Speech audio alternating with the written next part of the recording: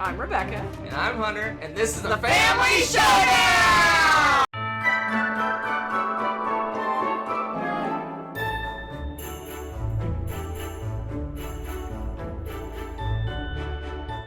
Howdy folks, welcome to our top 10 2021 games that play in an hour or less. We're calling it our short games. But short is subjective, but we're considering an hour or less. Maybe you think short game is 15 minutes, but for our video, it's games that play in about an hour or less. All right, you can jump right in? We're jumping right in. Jump right in with my number 10. Let's find out what it is. It's on my handy dandy list right here. My number 10 is The Crew Mission Deep Sea. So we got to try The Crew at the Dice Tower Retreat. We enjoyed it quite a bit. We liked the original Crew quite a bit, but this one we actually like better. Well, at least I do. I don't know, maybe she does. I don't know. I like it better because seems more streamlined. It seems more like you can just jump in and it's not as convoluted. It seems like it's a better design overall. You can get more games in quickly. It has the missions that you can do just like in the previous one, but this one kind of caters to just jumping in and playing, which I enjoyed. Absolutely. My number 10 is a little Kickstarter game called Blabble. And in this one, you get a little dictionary with some nonsense words, and everyone else has their own unique language of nonsense words. But everyone's got some language that kind of overlaps. It sounds really similar.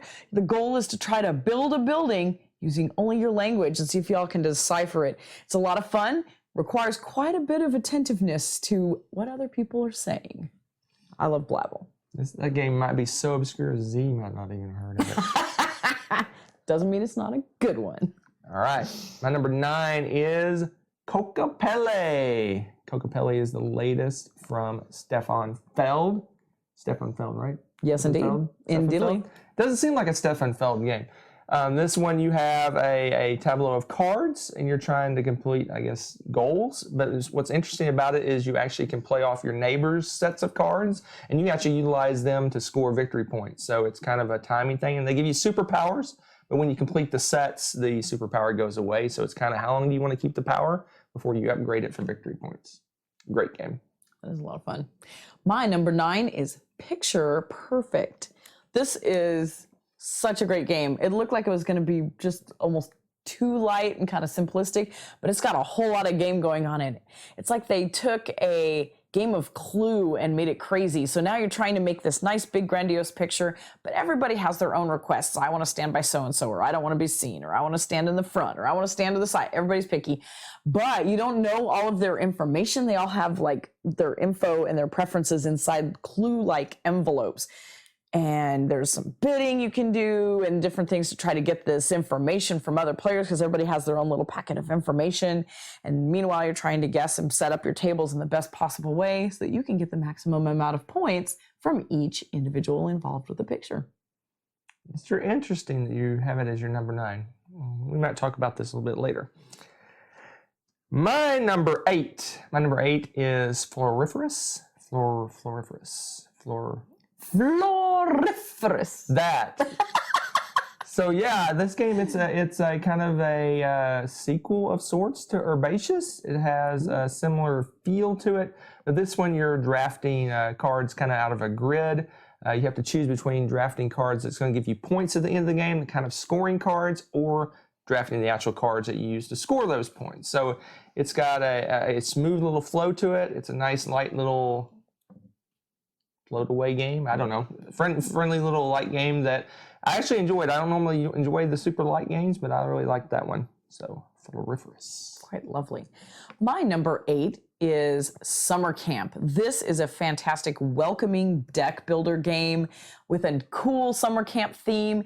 There's a high variability to play with this one because you choose what kind of camp activities you are, which aka they're the different types of decks that you can mix and match to set up your game. So you have things like, crafts and things like that. And that's a certain type of deck that has certain abilities within it because they all do a little bit different things. Meanwhile, you're trying to get all the way through a path through the camp and, of course, obtain the victory. It is so fun. It's such a cute theme. And it's a lot of fun and a great way to introduce people to deck building. Yep, great welcoming game. All right, so we're already on to our number 7, or at least my number 7. My number 7 is King Domino Origins. Dun, dun, dun. So this is another game in the King Domino series. This one I enjoyed probably better than all of them because this one has some resource management.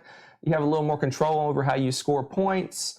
But it has that same King Domino feel, the way you draft the tiles and you put the tiles in and you build regions just like the other games. This one has resource management. It has some kind of objective cards that you're shooting for. There's like 3 different ways to play this one, which is interesting as well. I really enjoyed it. Again, it's probably my favorite of all the King Domino games so far. I may have some opinions about that later. What? So we're on to number 7 already. 7. You know what's funny?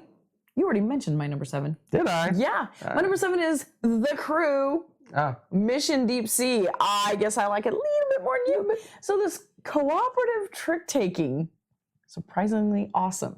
We liked The Crew the first time around, but this Mission Deep Sea, just a smoother play. It seems like it's easier to dive right in, pun intended, and just be able to go for it. And I love the way it's set up. It's a lot of fun. So if you never played The Crew or you played The Crew and enjoyed it, either way, you really need to try this game out. I think it is going to be a huge hit. Yep. Good one. Good one. Already on to number 6. My number 6 is Red Rising. Red Rising is, I guess, a more gamery version of Fantasy Realms. So if you ever played Fantasy Realms, it's kind of built off that game system. You're drafting cards through various means. You're going to eventually build a hand of cards that you're into the game with. You're going to score a bunch of points based on how the cards interact with each other in a hand. But beyond that, it also has stuff going on the board. You're building up you're on up a fleet track, I think it's called. There's some area control that you can do. There's a token that you can get that passes kind of back and forth depending on what you do, and that gives you kind of a superpower.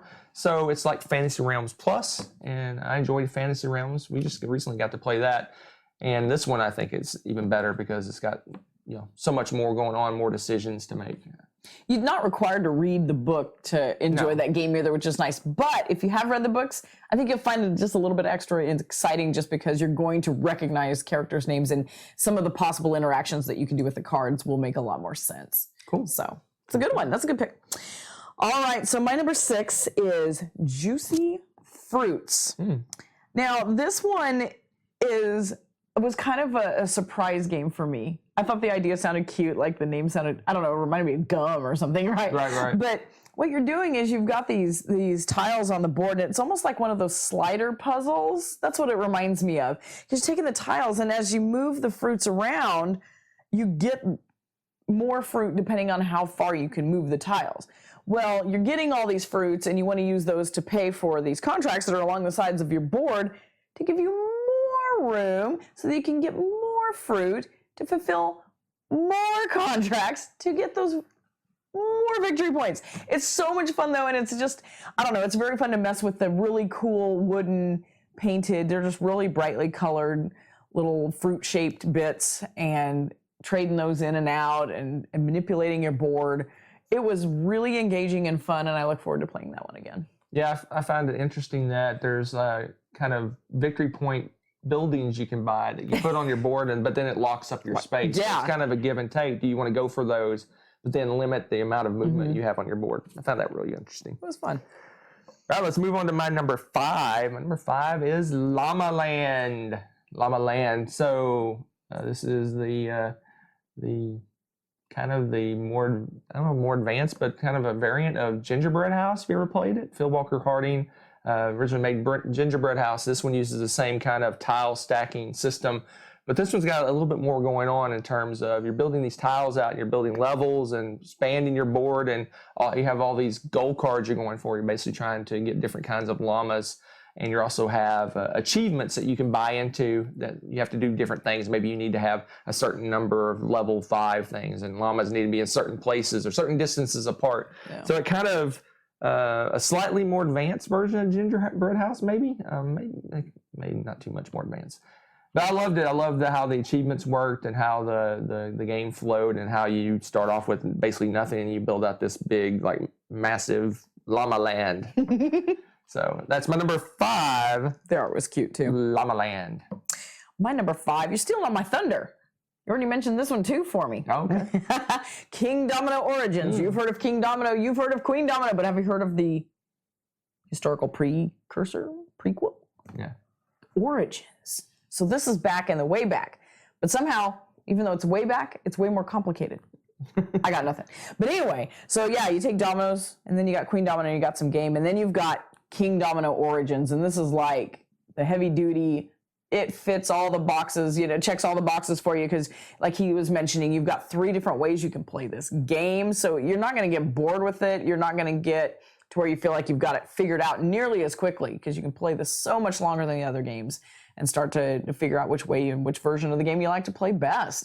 So that is just, I can't really say much more than what you've already said. It brings like that game with the resource management, and it's just fascinating to see that interplay. It was a really fun game. So King Domino Origins in under an hour, no less. Yes, under an hour. Under an hour. All right, so we're on to 4s, right? We are. My number 4 is Bad Company. Now, before you give me grief, there's all the complaints that this isn't available. You can actually buy this directly from the publisher in France. I forgot the publisher's name. Flew out of my head. Anyway. I'm sure you'll pop it in here somewhere. It'll be down here at the bottom somewhere. Anyway, you can get it directly from the publisher, and he'll mail it to you, but it's crazy expensive because you got to ship it from But that counts, apparently. It counts. I'm counting it. So my number 4 is Bad Company. So Bad Company is I don't know how to put it other than a space-based variant. If you've played space-based, it'll seem very familiar to you.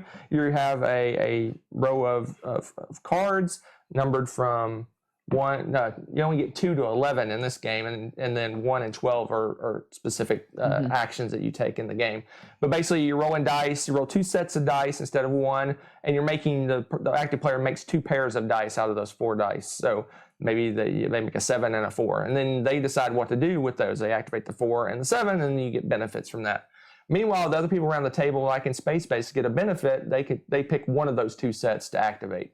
And what are you doing in this game? So you're running from the cops. So you're a bunch of robbers, a gang people. You're trying to flee the cops. So you're moving a little car meeple thing on a board, trying to stay ahead of the cops towards the end of the game. It's pretty fun. Meanwhile, you're recruiting new people into your gang. You're upgrading your cards. You're doing resource management. There's all these other things going on. So it's like Space Base Plus. So I love this more than Space Base. That's why it's so high up on my list. I enjoyed this one quite a bit. Hopefully, I read that it's probably may never make it to the States. That's the rumor. So if you're wanting this one, you might, and you really want to try it, either grab it at a convention that has it, or throw out the extra money for the crazy shipping cost to get it shipped to the U.S. But if you're over in Europe, then you don't have that problem. So that is my number 4 available 2021, Bad Company. All right. So my number 4 is another outdoorsy kind of game called Trails. So this one is an action selection game, and you're taking a nice little hike, day hike, evening hike, going back and forth on this trail. Meanwhile, you're doing the action selection movement. So you're going through the trail. You cannot backtrack. You're only moving forward. So you got to make your choices wisely. And as you're doing that, you're collecting different resources, and then you're using these resources to get, to purchase badges and things like that, which of course give you your victory points, is how you win the game. I just love the way that it's got this nice little natural theme. The little bits for this game are great, and it packs a lot of fun in a tiny little box. It's a tiny little box, and it's such a really good game. And it's, again, it seems like a lot of game for under an hour. Right. Especially in a tiny box. It's like the best package. You could throw this in a bag or a purse easily and just take it somewhere to play. It's a lot of fun. Cute outdoorsy theme. It's fun to teach people how to do the motion, the walking back and forth, getting the special abilities, what you get to do on each tile, and relatively easy to teach as well. Yeah. So if you like parks, this one will seem very familiar to you. Yeah. I think it's more streamlined and easier to teach than Parks, which Parks isn't that hard of a game to teach, but this one's even kind of easier than that, easier to and more play. portable. More portable. They're about the same size. Under an hour. A little bit smaller. It's a good one. Smaller. It's a good one. It's more portable. It's cool. Yes. All right, my number three. My number three is Hadrian's Wall. Ooh. So Hadrian's Wall is a roll and write game, kind of. You're not really rolling anything, but you're basically getting all these meeples, and you're taking those meeples and you're spending them to mark off boxes that you would in a roll and write game. This one is super heavy for a roll and write. This isn't a you roll a 3 and you mark off a 3. It's you got purple meeples and blue meeples and white meeples and black meeples, and you're using those meeples to mark this box. That box gives you a white meeple. Use that meeple to get this other thing. You're just doing all these transactions with all your meeples. You're trying to utilize them as best you can. You have all these different tracks you're moving up. There's all these different areas that you can put influence in or mark in. There's markets and gladiators fighting, and you're building walls and all sorts of fun stuff. This one is just I in general do not like roll and writes, and I loved Hadrian's Wall. It was right up my alley. I loved the efficiency puzzle of using your meeples as best you can to extend your turn out as far as you can and accomplish as much as you can in that, I think it's 5 rounds, 5 years or decades, five rounds you go over. And you have to defend against attackers. It's so cool. I love this game. I was pleasantly surprised. I do not like roll and writes, but I do like Hadrian's Wall. It's pretty awesome. You're almost as excited about that as I am about my number 3, which is Canvas. You want a pretty game. Oh, do I have a game for you? So Canvas is in that wonderful realm of card crafting. So you might have heard of Mystic Vale before. This one takes that card crafting mechanism, but does a completely different spin on it. Now you're going in and drafting these cards that have, a certain part is painted in, or it's got a title and this and that on it, and you're putting them all together to make a unique piece of art that is your own. Now, at the very bottom of these cards, though, they also have different symbols and emblems and little boxes that you can check, because there are random cards that'll be set out at the beginning of the game that give you awards, and you get awards, aka victory points, for being able to check off as many of these boxes as possible. So they might say, have a purple diamond and red square or something at the bottom of the card, okay? So you want to make sure that those things are in your painting, and lo and behold, oh look, I've won at least 2 ribbons. And they even come with cute little baby easels that you have, and you put up and you show off and display your lovely art. You get the little ribbons and your victory points, and the person at the end of the game with the most ribbons wins. It's a pretty nice chill game. It's really fun. We loved to spend a little extra time role playing and explaining the depth of our art. And it's lovely. Great pictures and photographic moments to be had with this game. Yeah, I knew as soon as you started playing this, you were fell in love with this game. Yeah, it's so much fun to play with those. That's a good one. All right, on to number 2. This is where I was kind of shocked. So my number 2 is Picture Perfect. Wow, you really liked this one. I really like Picture Perfect. And what's funny is I thought we liked it about the same, but apparently I like it a lot more than she does. I just love this game. I don't know why. I love the negotiation and the auction and the bidding and the back and forth play and designing your little picture by putting your little standees and designing the perfect little picture. Oh, I thought when I bought this game a while back, and I thought for sure Rebecca was going to. I got it for Rebecca. I didn't get it for me. Apparently now I've gotten the game for me because I really enjoyed that. I mean, I would not play it without the advanced, all the different auctions. I think there's an advanced version where you do bidding and stuff like that. I would never play without that. That's half the fun is the bidding on the different But things. if you're introducing someone to that game for the first time that has never played something like that, it'd be really easy to take that out and show them the game, and then introduce the bidding later, which is something that I really love about that too. It's got like 2 levels to it. Yeah, the base level is kind of straightforward auctions, or it's like maybe not even auctions, it's just exchanging stuff. And the other, the more advanced version, you shuffle in some bidding cards. So it's funny. You use items for bidding. At the end of the game, those items are worth points. So when you're bidding on things, you're actually giving points away to do it. So love Picture Perfect. I want to play it again, like right now. That's awesome. So my number 2, I apparently liked even more than you, which is amazing because you really liked this game. And it's the roll and write that is Hadrian's Wall. It's funny we have an overlap of this. Normally, Hunter doesn't like roll and writes at all and doesn't want to try them. So at first when we open it up and he's like, oh, it's roll and write. But we got into this game and it is fantastic. And I like some roll and writes. I don't know. But this one doesn't have the lightness of a regular roll and write, and it's got a lot of chaining of things. Like he was talking about, you have these different colored meeples that will unlock different things for you. So you're going to be trading those, and it's open up this, which then unlocks this, and next thing you know, you're doing this, and it helps you defend your wall here, which will unlock this. And I mean, you're bouncing all over the board. The teach for this takes a little bit longer because it's so compact, just how many layers of items and categories and different things that you're doing in order to defend your wall and build your wall.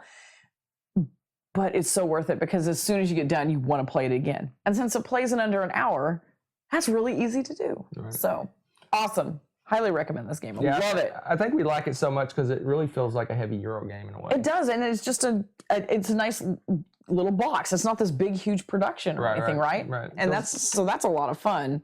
Something to keep in mind. If you don't like games with a lot of bits and stuff, this is a great game for you because it's so simplistic looking. I love it. It's absolutely amazing. This was a winner. Good one. And what's your number one? Your absolute number favorite. one. What is my number one? What is your number one? My number one is Furnace. You did like that game. I really liked Furnace. It's another one I was pleasantly surprised. It's one that I kind of got us to play because I figured Rebecca would like it. I do. And apparently I really liked it. I was shocked. I'm not usually a big card game person, but this thing has some things that I love. I love the bidding system in this game. Basically, you're drafting cards, but you do that you have bidding discs that number 1 to 4, and you're bidding on these different cards. And even if you don't win the card, you get a benefit even if you lose the bid. And then you take those cards and you're building a massive engine and you're firing off all your cards. So the first round you only have a few cards, then the next round you got more cards and then more cards, and you're building this massive engine of all these cards. You're firing off some cards that use those resources to do other cards, and you're doing all these combos, and it's just crazy, crazy fun. On top of all that, everyone has a unique superpower that it greatly changes how you play the game. It gives you kind of you break the rules in some way on how you're bidding, or you get an extra bidding token or something like that. Each of them have a different superpower, which I love. Really, really great game. I was pleasantly surprised. This is 2 in a row. Not 2 in a row, but Hadrian's Wall and this one are both ones I thought she would like, and I ended up liking quite a bit. So both of those were pleasant surprises. I guess Picture Perfect too. So my top 3 are all surprises. That's pretty impressive. That's surprising. That's a good year. That's a lot of surprise. That is a lot of surprise. Well, my number one is probably no surprise to anybody that knows me whatsoever because it is Floriferous. I loved Herbaceous. Still love Herbaceous. And Floriferous is just another extension of that love. It is gorgeous art, fun gameplay, quick game time, easy teach. It's got all of the things. And like you said, you're drafting from this grid. You're trying to collect sets and score these points. And I just love it. I mean, it's one of those that it's got that simplistic, not simplistic really, but very uncomplicated, we'll just say, like gameplay. It's something that's really easy to teach to a lot of people. So it's a relaxing game. It's not got a lot of that tension to it. If you just want to relax and play a fun game that doesn't take a long time, you're not going to be burdened with a lot of pieces or a lot of heavy teaching. This is a fantastic game. It's just gorgeous to look at. You love collecting your little flowers. You get your cup of tea if you get finished first. It's just lovely, lovely game. He's already talked about it a lot, so I won't repeat all of it, but it's a good one. Yeah, as soon as I saw this game, love it. I knew that you would love it. Yeah, it's just absolutely, it's stunning. It's beautiful, and it's another one of those that just a little box that packs a wallop. I love it. And it's different enough from Herbaceous to warrant having both. Absolutely. Well, that's it. That is our top 10. I don't know how many games you got out of that. You probably got like 15. At least. Our top that's a lot 10 of games to start with. 2021 games that we're calling short games. Games you can play in under an hour. 1 hour. We'll see you next time.